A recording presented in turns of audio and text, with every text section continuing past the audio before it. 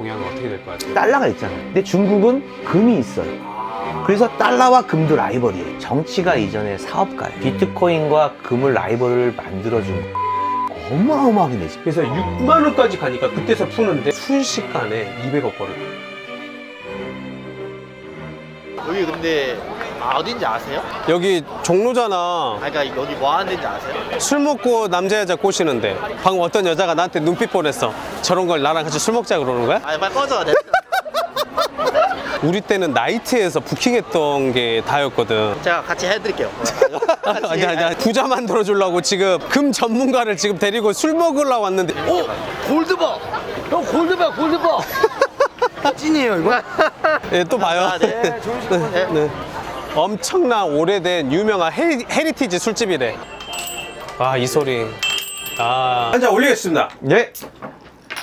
할아버지가 30년 넘게 혼자 이렇게 하신 거야. 사장님께서 맛있게 드시래요. 고맙습니다. 잘 먹겠습니다. 고맙습니다.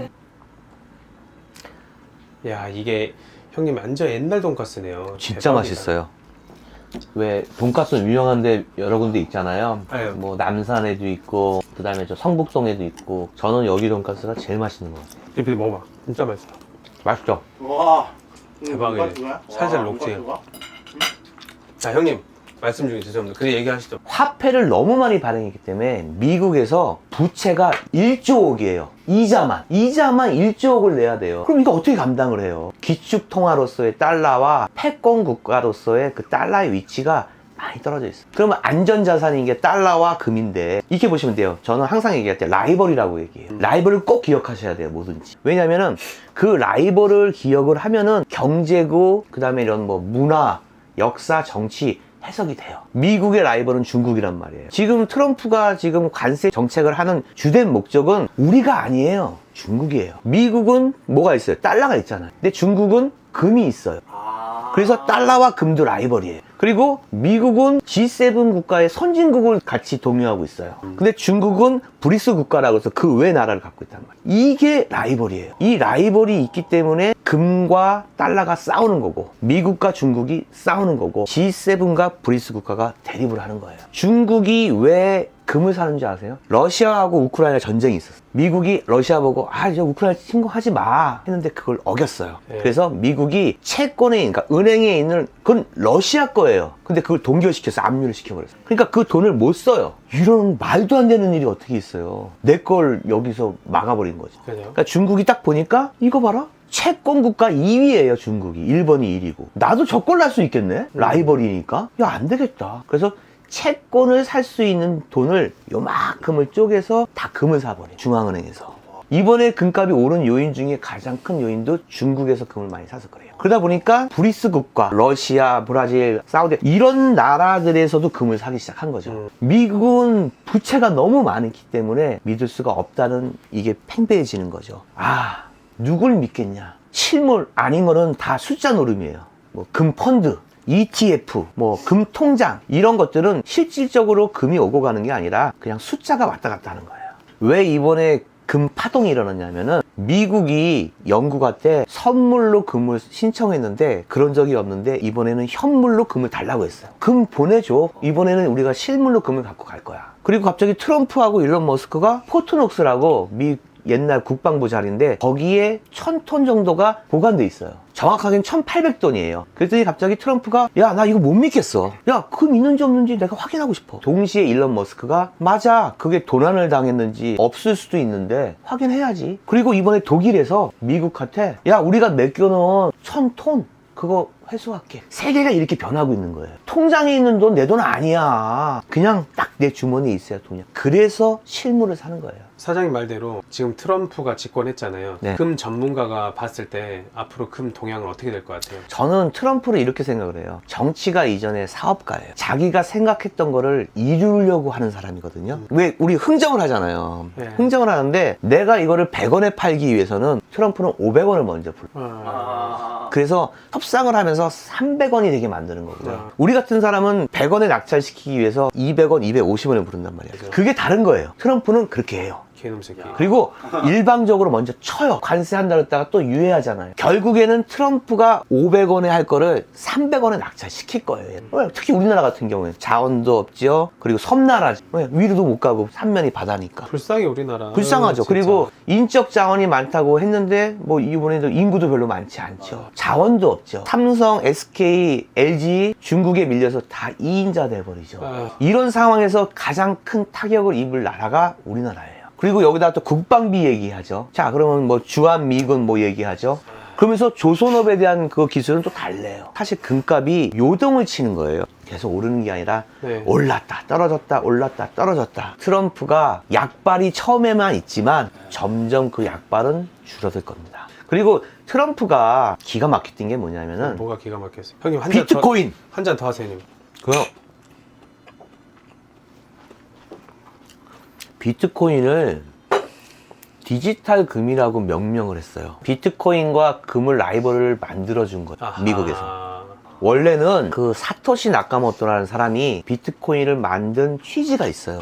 달러 때문에 그래요. 이 라이벌이 달러와 비트코인이 라이벌이었어요. 예를 들어서 미국에서 나 요트를 사고 싶잖아요. 네. 찍어내면 돼요. 그리고 뭐 저기 가서 뭐 빌딩 하나 사고 싶잖아요. 찍어내면 돼요. 아주 쉬운 방법이죠. 무분별하게 그렇게 화폐를 발행을 하고, 비트코인은 한 2,100만 개인가 있는데 아직 다 나오지도 않았어요. 이렇게 돈을 찍어내는 화폐를 계속 발행해서 인플레이션을 만든 이 시스템이 아니라 블록체인이라는 기술로 인해서 뭐든지 해킹당하고 이렇게 보안이 철저한 걸로 해서 만들려고 하는 게 비트코인인데, 어느 날 갑자기 디지털 금이라는 이름을 딱 올리면서 금하고 싸우게 만드는 거죠. 흥미로운데 형님 계속 이야기해주세요. 그게 왜 그럴까요? 왜요? 중국이죠. 중국이 금을 대변하니까 아예 비트코인을 딱 집어넣어서 중국의 금과 대결을 시키는 거죠. 라이벌을 시키는 거예요? 그렇죠. 걔네들은 그게 낫죠. 트럼프가 비트코인의 허브 국가로 만들겠다라고 선언을 했는데, 트럼프 1기 때는 비트코인이 쓰레기라 그랬어요. 근데 2기 때 어떻게 이렇게 말이 바뀌는지, 자기네 부채를 이 비트코인을 올림으로 인해서 채무를 탕감시키려는 목적이 있다고도 대부분 그러는데,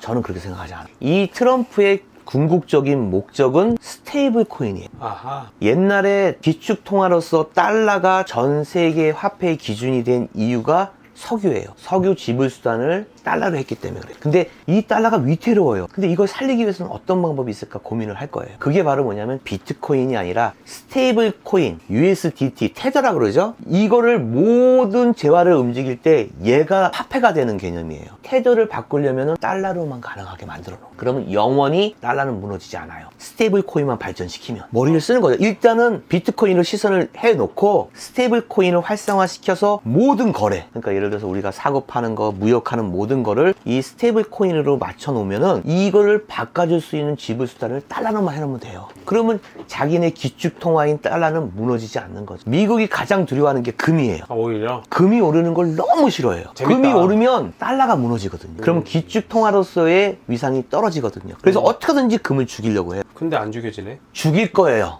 그 제가 얘기한 게 앞으로 한 2년인가 요 정도 있으면은 큰 하락이 있을 것이라고 제가 이제 개인적으로 예측을 하고 있는데, 여러 가지 방법을 써요. 은 같은 거, 그러니까 형제잖아요. 금, 은이 있는데 은을, 동생을 막 때리면요 형도 떨어져요. 이 금을 직접적으로 때리지 않고 동생을 죽이는 거예요. 은 선물을 하게 되면 증거금이라는 게 있거든요. 그걸 계속 올리는 거예요, 미국에서. 500만 원 정도만 예치해 놓고 내가 할 수 있는데 이거를 1000만 원, 1500, 2000만 원까지 올리는 거예요. 그러면 나머지 돈 없는 사람들은 안 하죠. 그러겠죠. 그러면 은이 떨어져요. 은을 계속 누르면 형제인 형이, 야, 너 왜 안 따라와? 형 나 뒤지게 맞았어. 알았어. 그러면 너한테 갈게 하고 떨어지는 거예요. 그런 식으로 조절을 인위적으로 하는구나. 그렇게 미국에서는 금이 오르는 걸 싫어하는 거예요. 전 세계에서 금이 제일 많은 나라가 어딘 줄 아세요? 뭐 미국이나 중국이에요? 그러니까 금 보유기라고 하는 그 금 양은요, 우리가 판단하는 거는 중앙은행에서 갖고 있는 금 보유예요. 그거를 따지는 거죠. 미국이 1위예요. 그럼 이상하지 않아요? 금을 죽이는데 금값이 오르면 제일 가장 기뻐할 나라는 미국이겠죠. 그러니까 근데 왜 싫어해요? 달러 때문에요. 달러 보호하기 위해서. 미국의 은행들은요 금을 안 사요. 미국 정부 눈치 때문에 은을 사요. JP모건 체이스라는 그 은행에서는요 은을 어마어마하게 매집해놨어요. 그러니까 걔네가 한번 탁 터트리면 장난 아닐 겁니다. 계속 사요. 어떻게 사? 가격을 올리지 않는 거예요. 계속 선물로 숏을 치면서 싸게 계속 매집을 했어요. 은 투자는 되게 신선하고 재밌다. 나는 금 보러 왔는데 갑자기 님도 뻐고 뽕도 따고 누이 좋고 매부 좋고 완전히. 형님 이제 오늘부터 돈 공부! 맞습니다 형님. 형님 진상 손님 때문에 힘드셨었는데 제가 하나 먹여드리겠습니다. 힘내십시오 형님. 당장 5천이든 1억이든 모았어. 아니면 있어. 그러면 금은이라든지 막 살려고 한단 말이에요. 형은 어떻게 조언해 주시겠어요? 은을 사라고 얘기하고 싶어요. 아하. 네. 은값을 올리는 거는 산업체예요. 개인이 아니에요. 그러니까 원자재 한 5년, 6년? 한 10년 정도 지나면 개인이 은을 살 수 없다고 봐요. 아, 그만큼 희소해져요? 전부 산업체가 다 쓰게 될 거예요. 그러면 돈이 많이 돌기 때문에 더 많이 매집을 하려고 하겠네. 그쵸. 주문을 해도 나오질 않아요. 이 은은요, 성격이 너무 급해요. 이 동생이, 그래서- 은동생이 예, 형도 치고 나가요. 원래는 형제는 이렇게 움직이는데 갑자기 얘가 뿔이 나잖아요. 화가 그럼 났어. 형도 보고 없어요. 시키는. 얘 혼자 그냥 시소사 이렇게. 야, 이 새끼는 지 맘대로. 예. 제 거래처 사장님 있잖아요. 그분이 은을 창고에 어마어마하게 있는 걸 내가 알아요. 아, 그럼 그 형이 그래요, 나한테. 뭐라고? 야, 최 사장, 너 뭐하냐? 내 거 좀 팔아 좀. 알았어요. 얼마나 있어요? 야, 너가 원하는 만큼 있어. 알았습니다, 형님. 다 그래요. 근데 음이 좀 이상해져요. 꿈틀꿈틀하고 막 혼자서 막 올라가는 거예요. 이상한데? 나도 은을 좀 많이 매집을 해놔야 되겠다. 형한테 전화해요. 형, 은, 나 한 300kg만 줘. 없는데? 아, 왜 그래? 나야. 그니까. 아, 진짜 없다니까. 왜 그런 거예요? 없는 게 아니죠. 어. 있는데 안 주는 안 주는 거예요. 어. 자, 그렇게 많은 사람들은요, 이걸 안 주기 시작하면 은값이 올라요. 없다. 그러면 소비자는 사겠다. 없는데요? 그러면 은값이 오르는 거예요. 그러면 그 사람은 안 팔아도 은값이 오르죠. 자기 자산이 늘어나는 거예요. 야, 이것도 형 완전히 유통업자네. 형, 진짜 서운하다. 아니, 그렇게 나한테 은 팔아달라고 했는데 지금 와서 없다니. 형, 진짜 이럴 거야? 야, 어떡하냐, 씨. 나도 살아야지. 아는 형님이 수산을 하는데 생선을 노르웨이에서 한 박스에 10,000원을 띄워왔대요. 예전에 창호 때 엄청 쟁여놓은 거예요. 20,000원인데도 안 풀더래요. 30,000원, 3할 때 안 풀더래요. 그래서 60,000원까지 가니까 그때서 푸는데 그때 순식간에 200억 벌었대요. 지금 이거 똑같은 얘기야. 역사적으로 봤을 때 은도 어떻게 취소했던 적이 있고 거의 한 8년, 9년마다 미친 듯이 오는 때가, 그게 주기예요. 은의 주기. 그러니까 우리도 보면 한 8, 9년 지나면, 은 한번 튀겠는데? 이렇게 느낌이 왔었죠. 은총이 오는구나. 근데- 은총이와 은총. 근데 그거는 그때는 이렇게 올랐다가요, 이렇게 떨어졌어요.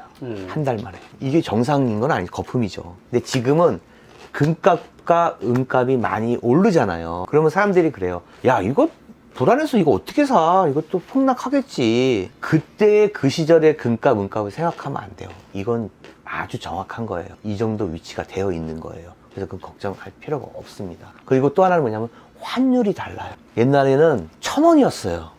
환율이. 와. 지금은 1,600원 정도 간 적이 그러니까. 있었죠. 그걸 비교해야 돼요. 우린 단순하게 그냥 그때가 뭐 더 쌌는데 당연히 싸죠. 환율이 낮았으니까. 낮았으니까. 지금은 환율하고 비교를 해야 돼요. 환율을 빼놓고 비교하는 거는 보통 사람. 근데 이 환율을 대비해 갖고 단순 비교가 아니라 상대 비교로 얘기하는 사람들은 고수. 한국금거래소라는 그 사이트가 있어요. 네, 그러니까 일반 분들은 사이트 그걸 뭔데요? 봐야 돼요. 네. 파란물이면 금값이 떨어진 거고 빨간물이면 올랐다고 생각을 해요. 주식처럼? 그거는 아주 위험한 발상이에요. 아, 그래요? 금시장이요. 그러니까 우리나라 같은 경우에는 보통 9시 한 반에 시작돼 갖고 오후 한 7시 정도 마감하거든요. 그 다음에 넘어가는 게 런던이에요. 유럽이에요. 네, 유럽에 네. 또 금시장이 생기고 네, 네, 네. 그 다음에 뉴욕이에요. 거의 24시간 도는 거예요. 우리 기준으로 해서 7시 정도 되면 금이 끝나는 줄 알아요. 아하. 근데 외국엔 활발한 거죠, 그때부터. 아. 그러니까 어제 밤에 금값이 이렇게 올랐는데 그 다음날 9시에 떨어진 거 보고 이게 떨어졌다고 생각한 거죠. 아하. 실질적으로 올랐는데 그러니까 숫자로 비교를 해야 돼요. 그 빨간 거 파란 거만 보면 안 돼요. 그러니까 일부 분들 그냥 그거만 보고 올랐다 내렸다 하는 거예요. 그 단편적만 보면 안 네, 되겠구나. 계속 금시장은 새벽에도 돌아가고 있다는 거를 생각을 해야 되고요. 또 하나는 뭐 아까 얘기했던 환율이죠. 환율이 20%가 떨어졌다. 금이 20%가 올랐다. 그러면 세이브예요. 금이 오르지 않은 거예요. 내리지도 않고. 똔똔인 거예요. 네.